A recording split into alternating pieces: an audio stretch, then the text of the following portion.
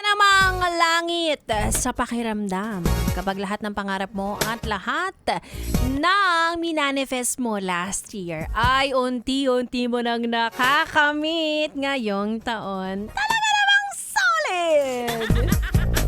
Diba? At kung base man sa mga, alam mo yon, ano ba? Tarot.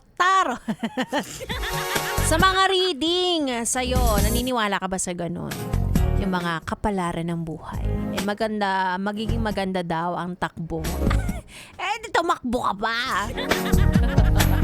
Anyway, I am back. It's me, Ganda Wanda, dito pa rin sa 101.1 Yes FM. Na nagsasabi na kahit ano pang panghuhula ang gawin sa iyo, kung tuwing umaga hindi ka naman babangon, wala pa ring mangyayari.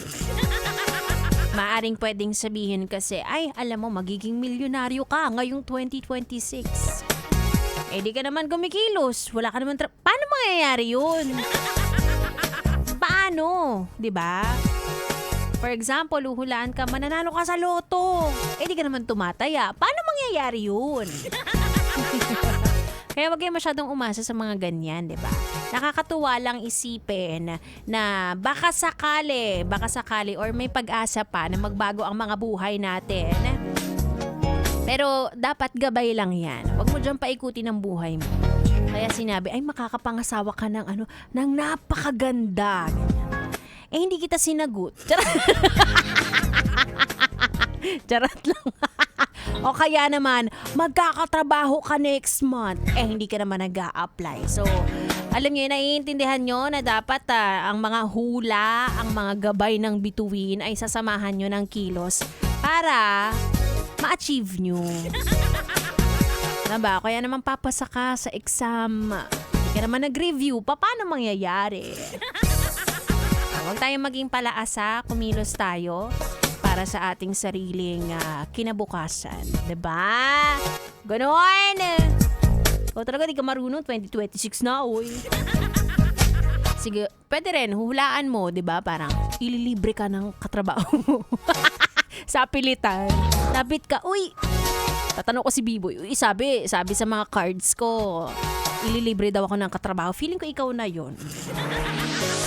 At least kumilos ako. At least may ginawa ako para mangyari ang hula sa akin. Mga gano'n, no? Ay, naku, nakakaloka. Sana talaga ang taong 2026 ay sa ating lahat. Tama ka dyan, Joshua, ng budol. Oo. Huwag yun na angkinin. Dapat sa ating lahat ang taong 2026 ay sa atin, hindi lang sa inaangkin mo. Na para bang pagmamayari niya ang taon. Anyway, huwag na bibitaw because it's a BB time. Tama, sabi ni Joshua, ipamigay mo naman. Huwag mong suluhin. Sige na, happy weekend na sa'yo. Yes, friend. Tuloy-tuloy ang ating tugtugan dito lang sa 101.1 Yes FM Solid.